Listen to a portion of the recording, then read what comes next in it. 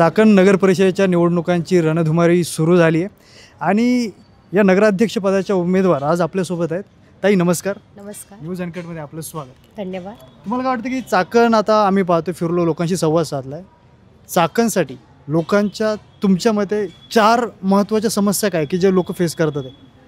आज नमस्कार, मी भाग्यश्री विवेक वाडेकर. मी चाकण नगर परिषदेच्या निवडणुकीमध्ये राष्ट्रवादी काँग्रेसची अधिकृत उमेदवार म्हणून नगराध्यक्ष पदासाठी उभी आहे. आणि आज आपण इथे बघायला गेलो तर चाकण शहराच्या सगळ्यात मेन 4 समस्या जर आपल्याला सांगायच्या झाल्या तर सर्वप्रथम आहे ट्रॅफिक समस्या, ड्रेनेज समस्या. अजून आपल्याला बघायला भेटेल की रस्त्यांची ही जी समस्या आहे की रस्ता सुधारीकरण आज खूप गरजेचं आहे. आणि जनतेच्या मूलभूत गरजा, आता या गरजांमध्ये आपल्याला हे डिवायडेशन होतं पुढे, आणि या मूलभूत गरजा या पुढे जाऊन डिवाईड होतात. जसं की लोकांचे घराचे प्रॉब्लेम असेल, पाण्याचा सगळ्यात मोठा प्रश्न आहे की लोकांना आज पाण्याची एवढी समस्या आहे की जे आपण फिल्ट्रेशन पाणी जे आहे हे चाकणला आज खूप आवश्यक आहे. आणि आज आपल्याकडे पाहण्यात आलं की गेली 6 महिने झाले कंटिन्यू पाऊस चालू आहे आपल्या महाराष्ट्रामध्ये, पुणे जिल्ह्यामध्ये. त्याच्यामुळे जे पाणी लोकांना प्यायला भेटतं आहे हे अत्यंत गढूळ आणि दूषित आहे. याचा परिणाम हा डायरेक्ट लोकांच्या हेल्थवरती होतो आहे. आणि आज आपण पाहायला गेलो तर 20 to 25% क्राऊड हा लहान मुलांचा आहे. आणि सगळ्यात जर कोणी पटकन अफेक्ट होत असेल तर ही लहान मुलंच आहेत. आणि लहान आता जसं की मागे आपल्याला बघायला भेटलं की लहान मुलांचं आजारी पडण्याचं प्रमाणही जास्त झालेलं आहे. त्याच्यामध्ये सर्दी खोकला याचं प्रमाण वाढलं आहे. आणि मार्केटमध्ये दुर्दैवाने काही असे मेडिसिन मार्केटमध्ये आत्ता आले होते की ज्याच्यामुळे काही बालकांचा मृत्यूही झालेला आहे. मग कुठंतरी हे इंटरकनेक्टेड सगळं एक सायकल आहे. जर पाणी स्वच्छ असेल तर हा आजार जो होणं सगळ्यांना असेल, की मुलं असतील, वृद्ध असतील, कुठल्याही वयोगटामध्ये इझिली लोक आज पाण्यामुळेच आजारी पडतात. सर्वप्रथम पाणीच हा प्रत्येक आजाराचं कारण असतो.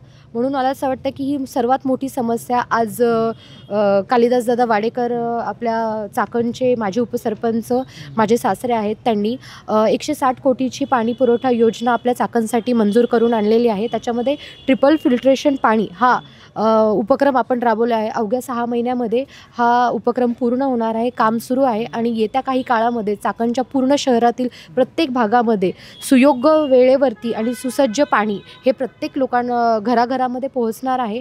आणि आमचा उद्देशच आहे की येणाऱ्या पिढीला आणि येणाऱ्या जनरेशनला पाणी, जोपर्यंत स्वच्छ पाणी भेटत नाही तोपर्यंत स्वच्छ निरोगी शरीर लोकांचं राहणार नाही. आणि हेच जेव्हा तुमचं हेल्थ बेटर असेल तेव्हाच तुमचं फ्युचर बेटर असेल, मला हे असं वाटतं.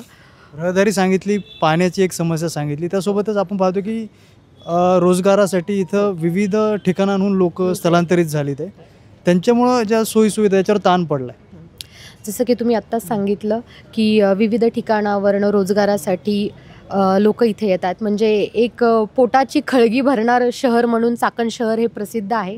कामगार वर्ग हा इथे मोठ्या प्रमाणात आलेला आहे. आणि आज फक्त चाकण शहरातील स्थानिक लोकांचा विचार करून आपल्याला थांबता येणार नाही. जो कामगार वर्ग हा चाकणच्या भरोशावरती आपल्या रोजीरोटी म्हणू शकतो आपण त्याला, त्याच्यासाठी चाकण शहरामध्ये आलेला आहे. आपल्याला चाकण शहरामध्ये राहणाऱ्या प्रत्येक व्यक्तीचा हा आज विचार करण्याची आवश्यकता आहे. आज हा कामगार वर्ग सुशिक्षित म्हणून पण इथे आहे. आणि आज त्यांची मुलं म्हणा, आज मुलांसाठी चाकण शहरामध्ये आपल्याला काय फॅसिलिटी देता येतील, कामगार वर्ग जो आलेला आहे चाकणमध्ये, त्यांच्यासाठी आपल्याला काय योजना करता येतील. कारण की आपलं मोस्ट फायनान्शियल कॅपिटल हे याच्यामधनंच होतं. जसं की आपल्या सगळ्यांना माहिती आहे एशियामधलं सगळ्यात 1 नंबरचं ऑटोमोबाईल इंडस्ट्री ही चाकण म्हणून ओळखली जात आहे. या माध्यमातून आमच्या पक्षाचं असं धोरण आहे की आम्ही जो कामगार वर्ग आहे, जो आउटसाइडर वर्ग आहे, यांना सर्व फॅसिलिटी प्रोव्हाइड झालेल्या पाहिजे. जसं की मुलांसाठी एक्स्ट्रा करिक्युलर ॲक्टिव्हिटी, स्कूल्स आता नवीन चाकणमध्ये येत आहेत. पण फक्त एज्युकेशन जे स्कूलमध्ये मिळतं तेवढंच मर्यादित नाही आहे. मुलांसाठी माझं वैयक्तिक मत आहे, मुलांसाठी एक्स्ट्रा करिक्युलर ॲक्टिव्हिटीसाठी वेगवेगळ्या अकॅडमीज, वेगवेगळे इन्स्टिट्यूशन आपण चाकणमध्ये आणले पाहिजेत. हा आमचा मेन उद्देश आहे. जर आज आपली सुशिक्षित पिढी जर व्यवस्थित तयार झाली तर हेच आपल्या शहराचं, आपल्या देशाचं भविष्य आहे. म्हणून फोकस आमचा हा एज्युकेशनवरती, शिक्षणावरती नक्कीच. नक्कीच राहणार आहे. शिक्षणावर तुम्ही फोकस करणार आहात. तुम्ही काही आता समस्या सांगितल्या की या समस्या आहेत. तुमचे महत्त्वाकांक्षी प्रकल्प काय असतील की या समस्या दूर करण्यासाठी? आम्ही आता फर्स्ट ऑफ ऑल मी जसं तुम्हाला सांगितलं की पाण्यामुळे आजारी वगैरे पडतात, तर आज आमच्या पक्षातर्फे 100 कोटींचा निधी आम्ही मंजूर करून आणलेला आहे जिल्हा रुग्णालयामध्ये. आणि 4थ्या फ्लोअरवरती महिलांसाठी विशेष कामही सुरू झालेलं आहे की वेगळे वॉर्ड आम्ही तयार केलेले आहेत. आणि वृद्धांसाठी पार्क म्हणा किंवा चिल्ड्रन पार्क्स म्हणा, वेगवेगळ्या अकॅडमीज आम्ही सुरू करणार आहोत. हे आम्ही सर्वसामान्य लोकांसाठी ह्या बेसिक ज्या नीड्स आहेत ह्या डेली लाईफमध्ये, दैनंदिन जीवन हे मॉर्निंगपासून इव्हिनिंगपर्यंत ज्या पण सुविधा लोकांना लागतात त्याच्यावरती आमचा मेन फोकस आहे. चाकणच्या विकासाला सोबत घेऊन, म्हणजे साईड बाय साईड पॅरेलल आपण जे बोलतो, पॅरेलल लाईनमध्ये आम्ही हा विचार करणार आहे. मूलभूत गरजा, रस्ते, पाणी, कचरा विलगीकरण आपण ज्याला म्हणतो, जे की वेस्ट डिवायडेशन, आणि क्लीनलीनेस ड्राईव्ह हा जो प्रोग्राम आपल्या पूर्ण इंडियामध्ये राबवला जातो आहे तो लोकांपर्यंत प्रत्यक्षात पोहोचवण्याचं काम आम्ही करणार आहोत. आणि याच्यासाठी आम्ही CTP प्लांट, हे प्लांटेशन जसं आपल्याला पुणे शहरामध्ये बघायला भेटतं, तो प्लांट आम्ही प्रत्यक्षामध्ये चाकणमध्ये इम्प्लिमेंट करणार आहोत, जेणेकरून जे वेस्टेज आहे ते आपल्याला कन्वर्ट करता येईल आणि त्या प्लांटचा फायदा आपल्या चाकण शहरासाठी होईल. नक्कीच तुम्ही एक महिला आहात. मी काही आता लोकांशी इथं संवाद साधत होतो, तर पहिली गोष्ट म्हणजे चाकणमध्ये पाहतोय मोठ्या प्रमाणात स्थलांतर होतं आहे. त्यासोबतच गुन्हेगारीचं प्रमाणसुद्धा वाढलं आहे. महिलांची सुरक्षा ऐरणीवर आली आहे. याच्यासोबतच मी आता इथं काही भाजी विक्री करणाऱ्या महिलांशी संवाद साधला, तर त्यांचं देखील असं म्हणणं आहे की त्यांच्यासाठी स्वच्छतागृह उपलब्ध नाही आहे. त्यांचं दिवसभर त्यांना आपलं स्वच्छतागृह नसल्यामुळे त्यांची मोठी गैरसोय होते. हा एक त्यांचा एक मूलभूत प्रश्न आहे. एक महिला म्हणून तुम्ही या प्रश्नांकडे कसं पाहणार आहात?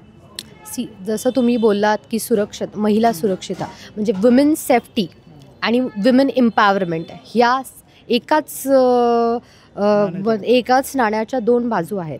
आणि महिलाच्या वुमेन सेफ्टीसाठी आपण चाकण शहरामध्ये जर पाहिलं तर तुम्हाला दिसेलच, जर तुम्ही सर्वे केला तर हा मुद्दा मला खूप जवळून बघण्यात आला आहे की आपले जे स्ट्रीट आहेत, स्ट्रीटमध्ये CCTV कॅमेरा आज प्रत्येक स्ट्रीटमध्ये, प्रत्येक एरियामध्ये आपल्याला बसवण्याची खूप आवश्यकता आहे, गरज आहे. कारण की महिलांची सेफ्टी आपण कुठपर्यंत, जर तुमच्याकडे एक प्रॉपर आणि परफेक्ट जर यंत्रणा असेल तर हे कमी करण्यामध्ये ह्याची मदत होऊ शकते. महिलांची सेफ्टी वाढू शकते. इवन महिलांची सेफ्टी एक हा प्रश्न नाही आहे, तर हा सर्वसामान्य लोकांच्या सेफ्टीचाही प्रश्न आहे की CCTV कॅमेरा जर प्रत्येक भागामध्ये, प्रत्येक रस्त्यावरती जर आपण गव्हर्नमेंटच्या थ्रू बसवले तर याचा फायदा नक्कीच लोकांनाच होणार आहे. म्हणजे जे गुन्हेगारीचे प्रकार आहेत, आता चाकणमध्ये तुम्हाला बघायला भेटेल, शिक्रापूर रोड वगैरे जे आउटसाईडचे भाग आहे तिथे चोरीचे प्रमाण खूप झालेलं आहे. म्हणजे तुम्हाला रोजच्या एका न्यूजमध्ये दरोडेखोरी म्हणा